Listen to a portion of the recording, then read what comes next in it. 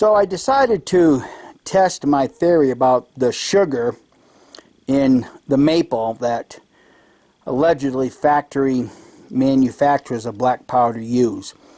So I'm going to film this in increments. Those of us that know how to make charcoal will recognize what I'm doing. You fill a container full of wood, put the lid on it, start the fire, and you just cook it down to the coal. So, like I said, I will film this in increments. And then obviously my end goal, my end plan is to make some homemade black powder with maple as the charcoal. I will let everybody know right here, in the past I have tried using oak, and I did not like using oak as the charcoal because it was really heavy. And I found it to be very slow burning no matter what I tried to do to increase the burn rate. So follow along and we'll see how it turns out. Okay, here we go. Got the lid on. You can hear the roar of the fire and you can start to see the smoke coming out the hole. What we'll do is we'll cook this down until there's no more smoke coming out of that vent hole. And then we'll let her cool down, and I'll show you at least how I take the chunks of coal and turn them into a powder. Well, I can't tell you how long this is going to take. A lot of it depends on how much wood you actually put in your container to cook down, but as you can see, it's doing exactly what it's supposed to be doing. And from time to time, I'll flip it over so that it can kind of burn a little evenly top to bottom. I don't know whether it's really necessary, but this is just something that I do. Well, as you can tell, it's just about done.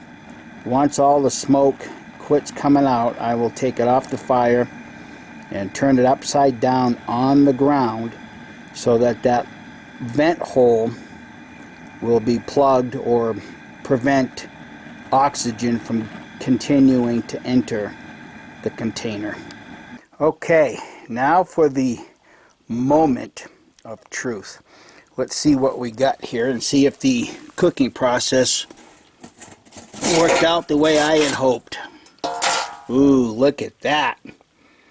Right from here it looks pretty good. So what I'm going to do is reposition the camera and I'll show you how I refine this down to a powder. Okay, for the next part of the process, pulverizing the charcoal into powder. What I do is I have a piece of 4-inch Schedule 40 PVC, a glued on bottom, rubber cap, and I have a large amount of lead round ball in here. It's very simple. Take your charcoal. I wouldn't put a whole lot of it in there, but just enough to work, and pulverize.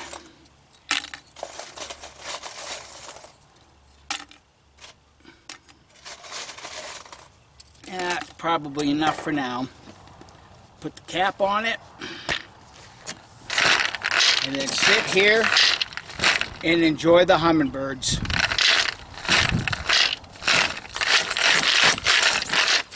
That's all I do is just work it back and forth.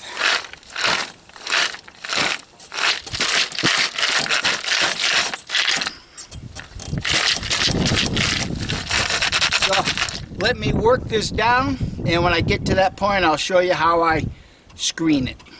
Well, as you can see, I'm just a little off camera.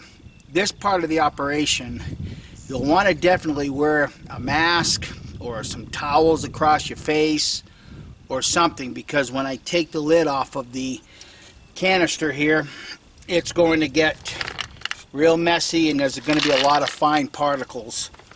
So you'll want to wear something just around your face and nose.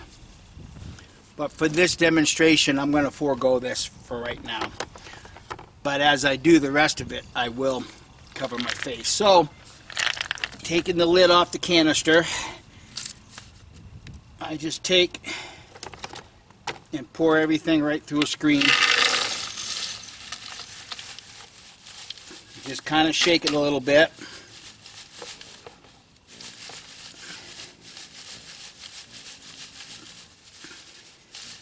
And then put everything back in the canister and do it again until I have what I need for making my black powder.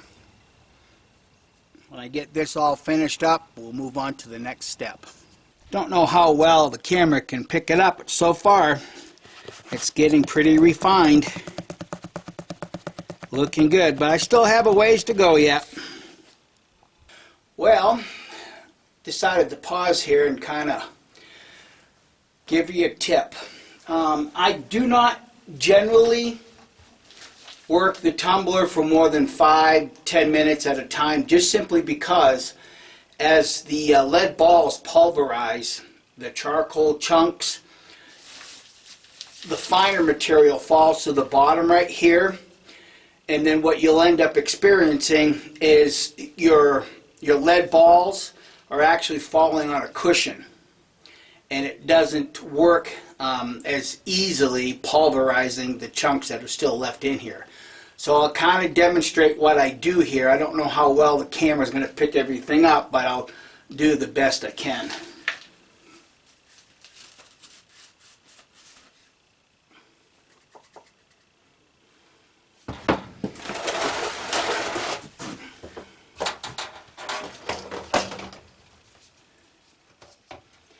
I'll pour just a little bit of the material into the strainer, and I'll wiggle out whatever little, or sift out whatever little particles will go through the screen, and then I'll dump the larger stuff into a container like this, just an aluminum foil container.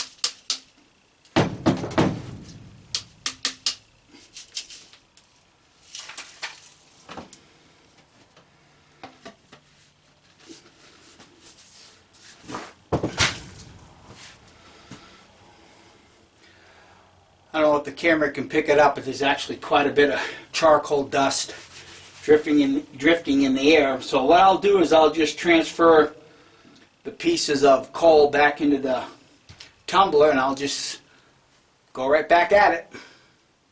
Alright, well, I think I'm going to call it a day as far as using the tumbler, but your friends saw what I started with before I started cooking it. I've got that much left. Since I have a forge, I'll probably just throw that in my forge and do some forging with this a little bit. But now I'm going to show you how I check my yield and to see how much I actually got out of that container full of maple. What I do for that, I have a bigger pan, and then I use this screen right here. Now this is what I use to size my black powder to separate it between 4F and 3F, and it's a pretty fine mesh. I'll just set that right over the top right here, put my handy dandy mask on, and then just sift it through.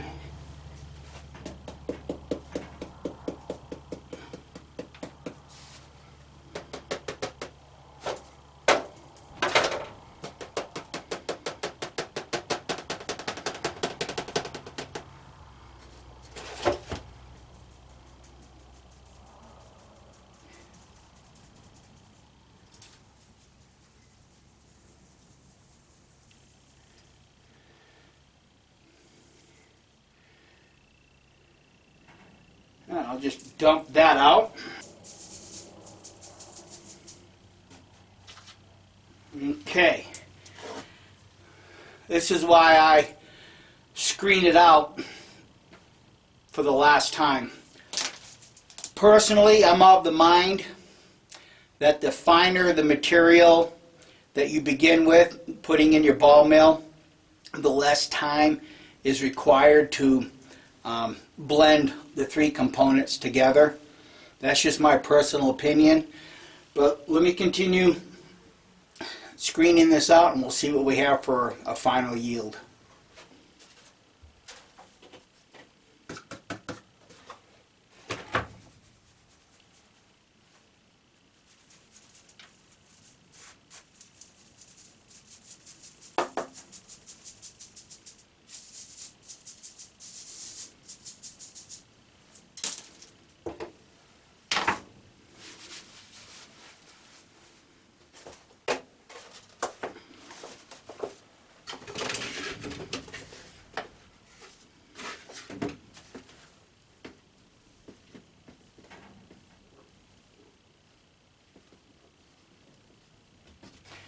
Okay, I know the camera's probably not going to be able to pick it up, but it's right about here. So I got a little more than half a container full of this charcoal that's maple. So I guess the next step is to put the three components together and start blending them. Well, I can tell you right now that 15 grams of maple charcoal is not the same as the willow charcoal at 15 grams. Well, I decided to interrupt at this point to show you physically the difference between 15.1 grams of maple charcoal and 15.1 grams of willow. The jar on the right is maple. The jar on the left is willow. So I'm just going to walk around to the front of the camera and I'm going to use a pencil as a pointer so you can physically see perhaps a little bit better if these shots are not clear enough for you. Okay, right here is the level of the maple. Up here is the level of the willow. So obviously, when you're making black powder and using willow as the charcoal, you're going to use a lot more charcoal with a volume instead of weight, such as the maple. Now, what difference that's going to make in the end product, well, hopefully we'll find out soon. Back to what I was saying previously before interrupting. So it's going to be real interesting to see how this reacts once it's all mixed together.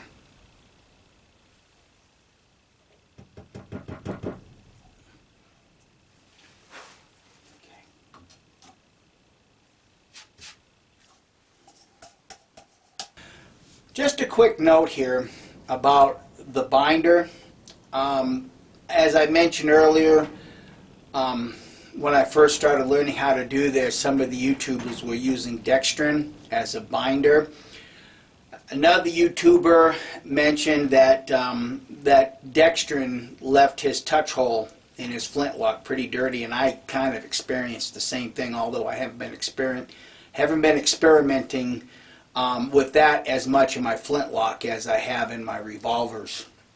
That being said, another channel suggested using 11 grams of sulfur instead of 10 and letting the sulfur act as the binder. So this batch that I'm making right here, that's what I'm going to do, use 11 grams of sulfur.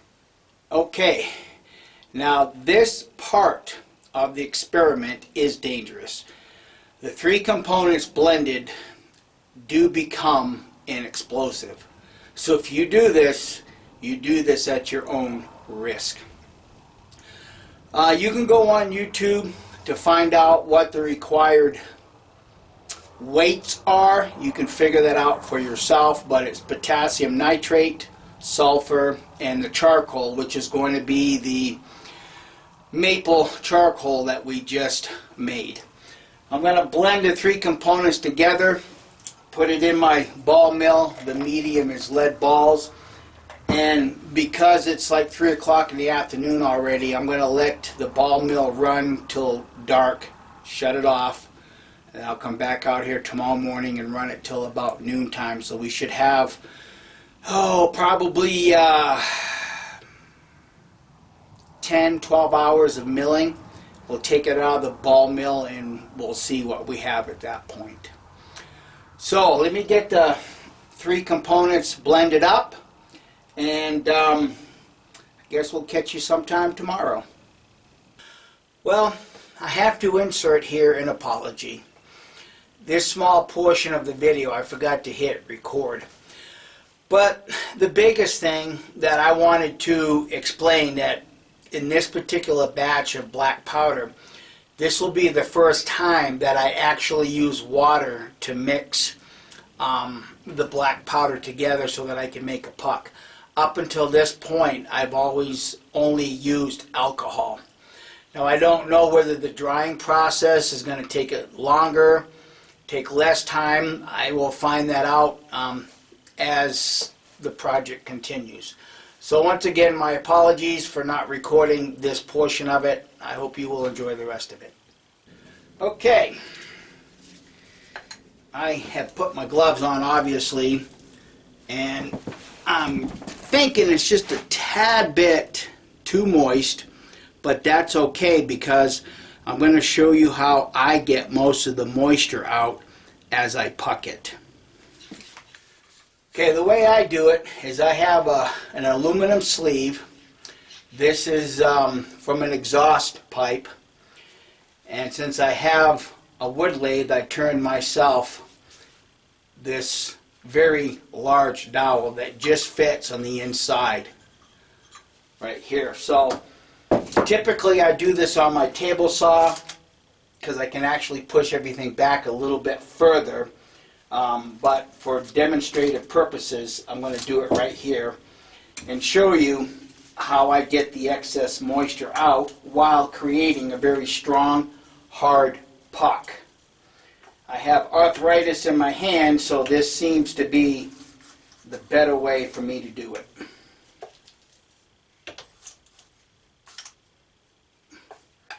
I will note right here, the black powder looks a lot different just using the water than as opposed to using straight alcohol. It appears to be, I don't know, maybe a little more sticky, a little more compactable, maybe. I will also mention too at this point is that I can already tell you that I'm not going to get as much black powder with the volume of what I'm using right now, just simply because we already know that there's a whole lot less charcoal since I'm using maple. And there's another channel out there, speaking of maple, I just happened to come across this channel, Hoffman Productions, I believe is what it's called. He also questioned about the maple, because maple is a hard wood. So what he is suggesting, and what others have told him, that it's actually silver maple that these manufacturers are using. Since I was in the cabinet business for multiple years, I got a variety of maple from building the cabinet. So whether this is actually sugar maple or silver maple, I guess we're going to find out in the end.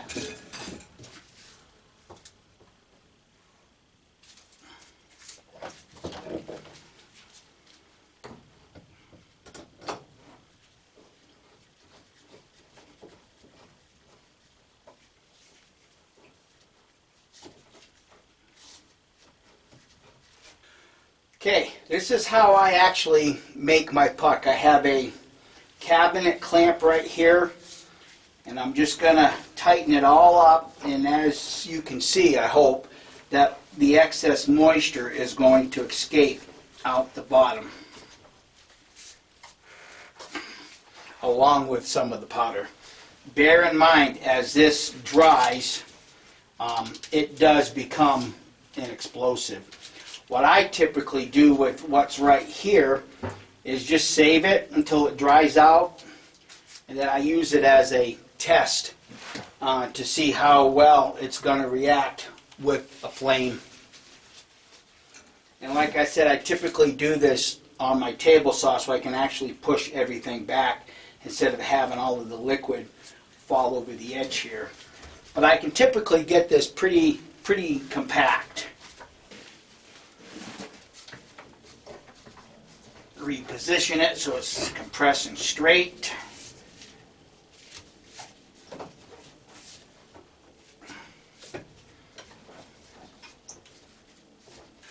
I don't know how well the camera can pick it up, but you can see how much moisture I'm actually pressing through the black powder as I'm compressing it at this point. I'll just generally compress it, let it do its thing, come back and compress it again until I feel most of the moisture is out of the black powder. Does save on the hands. Okay, this is going to be the screening process. Hopefully my puck will be good and solid and enough so that I can push it through the screen. And all I have is just an old stainless steel spaghetti strainer that I cut out the mesh. It's about 3F. So I'm going to just show you how I do this.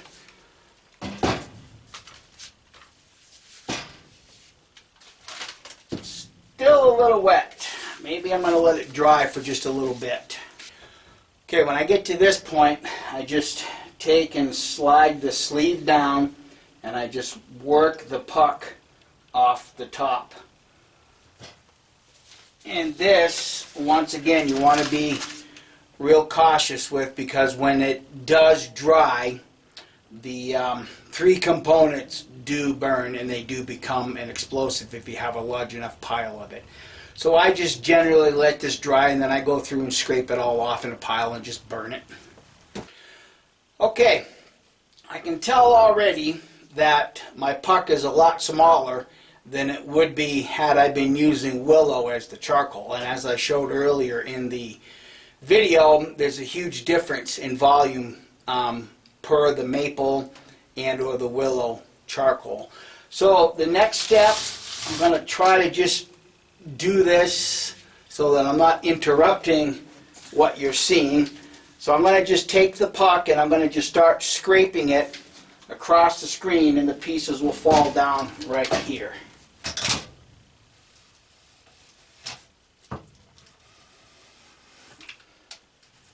And I do push with a little bit of force.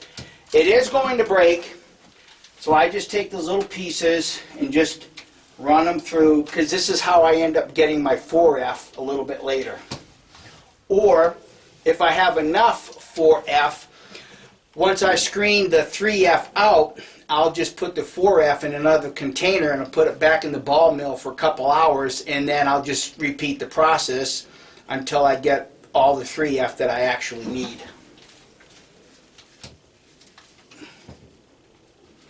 I will note right here that I'm noticing a difference in screening this when I've used water to make the puck as opposed to the alcohol. So maybe there is a little something to just using straight water.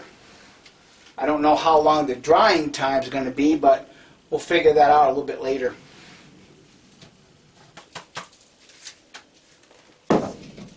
Okay. Well, as you can tell, I have the screening process complete. Typically, if it's windy, I have a vehicle that I'm not using right now, so I just usually stick this tray inside that vehicle in the shade and then just let the heat of the day coming through the windows dry this out. But since it's pretty nice right now, I'm just going to go set this in the back of my pickup truck and come back in a couple hours and see what we got. Okay, just a quick test. This is what I scraped out of the pan. I don't think it's 100% dry yet, but let's just kind of see for the heck of it what it's going to do. Even a little wet.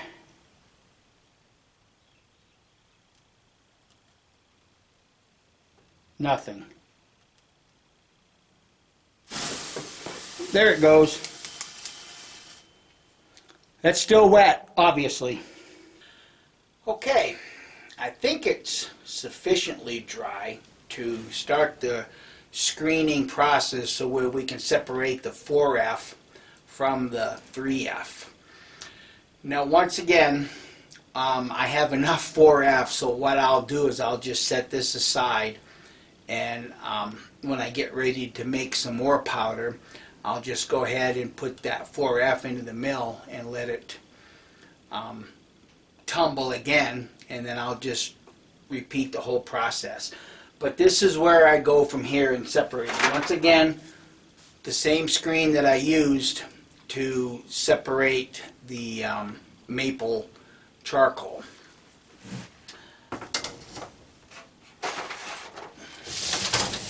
This is what I ended up with once it dried out. So I will take this and pour it into a bigger, dump it into an aluminum pan.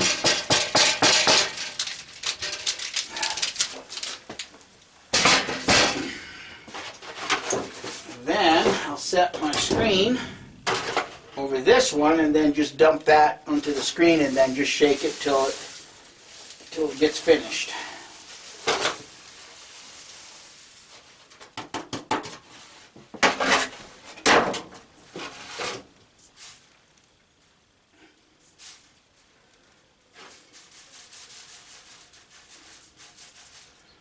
Gently move it around. And basically what's happening right now is the 4F is actually falling through the screen. What's left on top will be what I would call 3F, or the bigger chunks.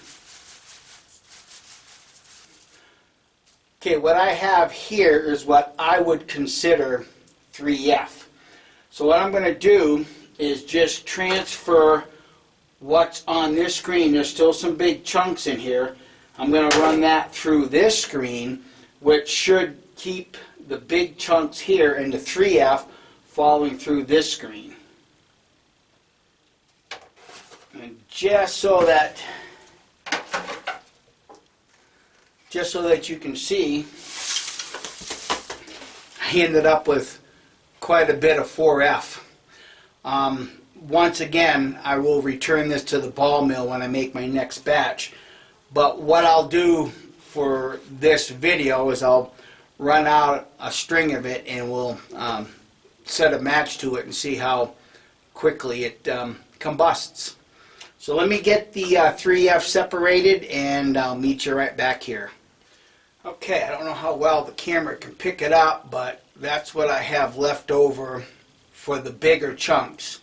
I'll transfer this over to a wooden block and we'll test the burn rate. And as far as 3F, that's how much 3F I have. So now we'll go back to the original experiment to see the weight difference between this and the factory. So let me get set up and we'll see what we have. Okay, as you can see, the scale's right at about 50 grains. That's the factory 3F GoX. So I'm going to pour that into here, level it off, and then we'll see what the homemade powder, how it compares weight-wise.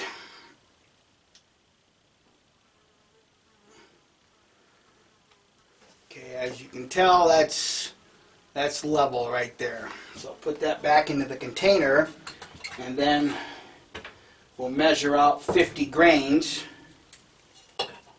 of the homemade stuff. Well, better yet, we'll just pour the homemade powder right into here and then see what that weighs on the scale and see what the difference is. Give it a little bit of a tap to settle some.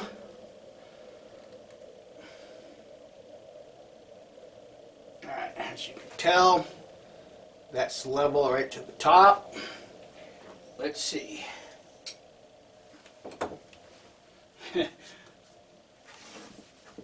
About the same as with the juniper. Again, 5 cc's. It's 5, 10, 15, 20, 25, 30, 35. So, there is actually quite a bit of weight difference, is there, from the factory maple, if they're actually using silver maple as opposed to hard rock maple. So quite honestly, the reason for me doing this was to see if the hard rock maple that's got the sugar in it would make any bit of a difference in weight, and as we can tell, it doesn't. But I'm going to put this back into my measure and then see what the actual difference is, volume-wise.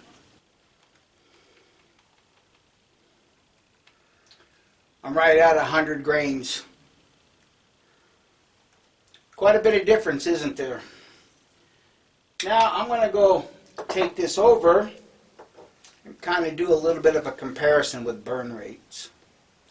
Well, as you can tell, I have the big chunks right there, so let's see how it's going to react.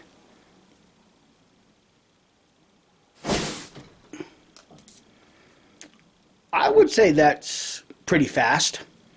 Let me get set up and we'll do it again. For the sake of argument and for consistency, I have 20 grains of the 4F that has the maple charcoal. So let me light a match here and see what is going to happen when she lights off.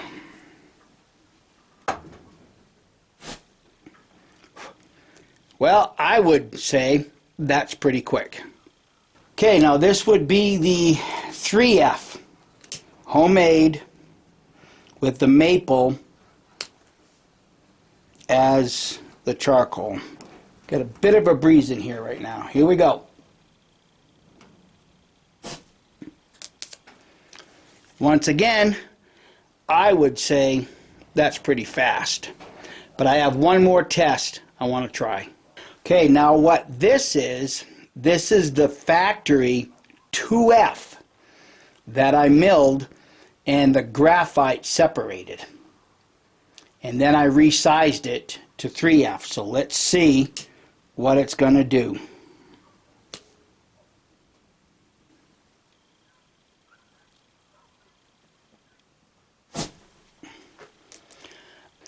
Well, I would say that that's a little bit faster.